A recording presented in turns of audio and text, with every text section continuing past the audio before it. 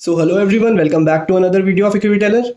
अब 3 दिन पहले, लगभग 3-4 दिन पहले एक न्यूज़ सर्कुलेट हुई मार्केट में कि सुवेन फार्मा में जो प्रोमोटर्स का स्टेक है, करीबन 60% का स्टेक है।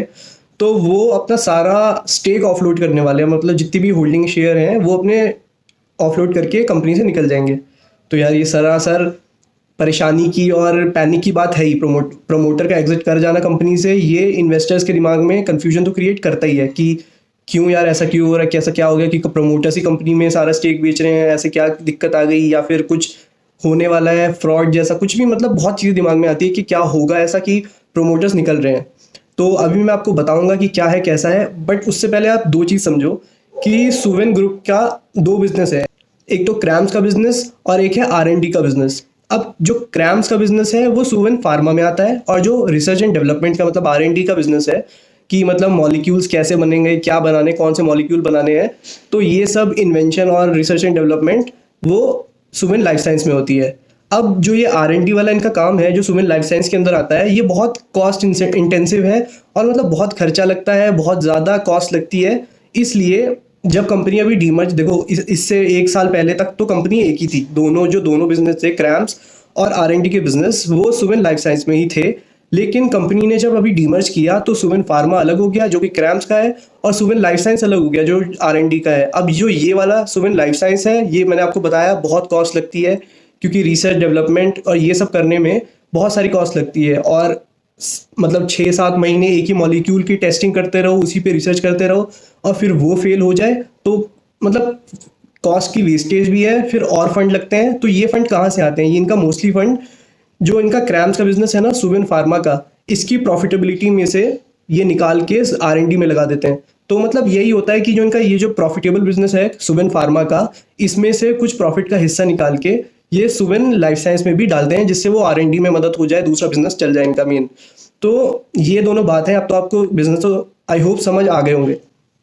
लेकिन अब मार्केट में जो न्यूज़ आई वो CNBC TV18 की तरफ से ये आई कि according to the sources, line सुनना आप, कि अकॉर्डिंग टू द सोर्सेज कि सुवेन फार्मा में प्रोमोटर्स अपना सारा स्टेक ऑफलोड कर सकते हैं, क्योंकि क्योंकि उन्हें सोर्सेज से पता चला है कि सुवेन फार्मा के ऑफिस में कई सारे इन्वेस्टर मीटअप हो रहे हैं।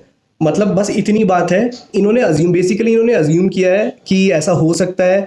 और बाकी ये पहली बार नहीं है कि ऐसा हुआ है कि इन लोगों ने अज्यूम किया है, न्यूज़ एजेंसीज ने अज्यूम करा है कि ऐसा भी कुछ होगा कि ये अपना स्टेक ऑफलोड कर देंगे।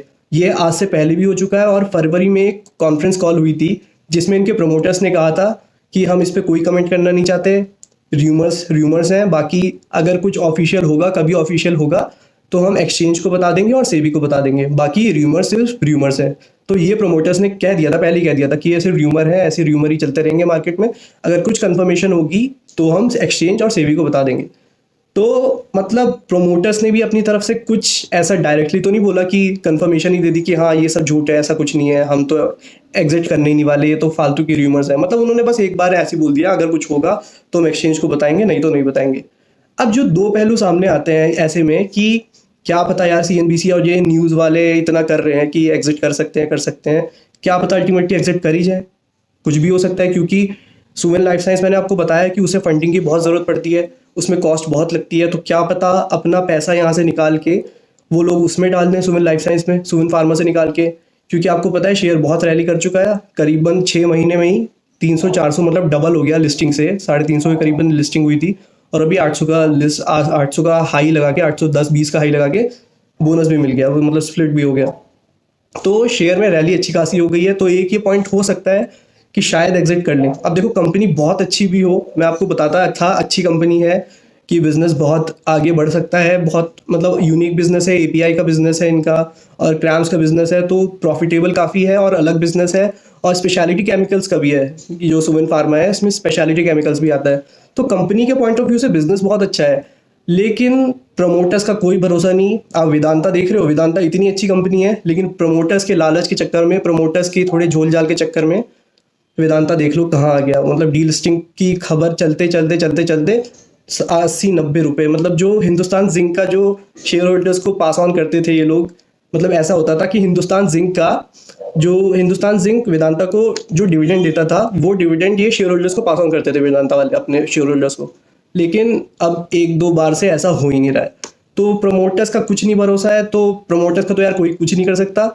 बाकी कोई कंफर्मेशन नहीं है इस न्यूज़ की कि हाँ ऐसा होगा या नहीं होगा, कि एग्जिट करेंगे नहीं करेंगे। बहुत टाइम से चल रही है ये चीज़ें कि हाँ हो सकता है हो सकता है हो सकता है, लेकिन मतलब बोर्ड की तरफ से प्रमोटर की तरफ से कोई क्लैरिफिकेशन नहीं है इसके बारे में आज तक। तो ये सब अटकलें हैं। लेकिन अगर आपको सेटिस्फाई नहीं हो आप कि कंपनी में पैसा लगाना सेफ है और दिमाग में घबराहट चलती रहती है ना, तो यार एग्जिट कर जाओ। ऐसा कोई हैवी लॉस नहीं हो रहा होगा, क्योंकि मतलब जहां से मैंने बोला था आपको, मैंने करीबन 690-700 के करीब बोला था, और शेयर फिर 810-820 गया और फिर उसके बाद स्प्लिट भी हो गया।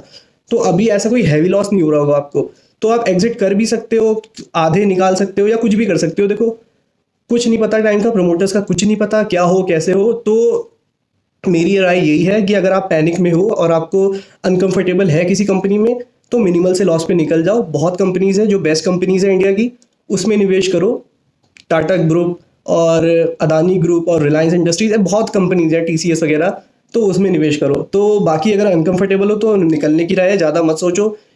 एक तो नया बिजनेस है, मतलब लिस्ट नहीं हुई है, और ऐसे कोई जाने माने प्रोमोटर्स भी नहीं है, लेकिन बिजनेस पॉइंट ऑफ व्यू से बिजनेस अच्छा है काफ़ी, इसलिए मैं आपको हमेशा रिकमेंड करता था। लेकिन प्रोमोटर्स का कभी कोई भरोसा नहीं है। वेदांता जैसी बड़ी कंपनी में ऐसे प्रोमोटर ऐसे कर रहे हैं तो कहीं भी कुछ भी हो सकता है यार। तो बस मेरी यही राय है कि अगर आप अनकंफर्टेबल हो तो आप मिनिमल या कुछ भी थोड़ा बहुत जो लॉस हो रहा हो निकल जाओ। 1000 जगह ऐसी होंगी जहाँ रिकवर हो जाएगा। तो इसलिए इस चीज़ में अगर पैनिक कर रहे हो या फिर घबराहट है तो निकल जाओ आराम से। तो आई होप आपको वीडियो समझ आई हो, पसंद आई हो। तो अगर वीडियो पसंद आई हो तो वीडियो को लाइक करना, एंड अगर चैनल पे नए हो, अब तक चैनल को सब्सक्राइब ना किया हो तो go and subscribe the channel. तो मिलते हैं ऐसी अगली वीडियो में। टिल देन शब खैर, बाय बाय।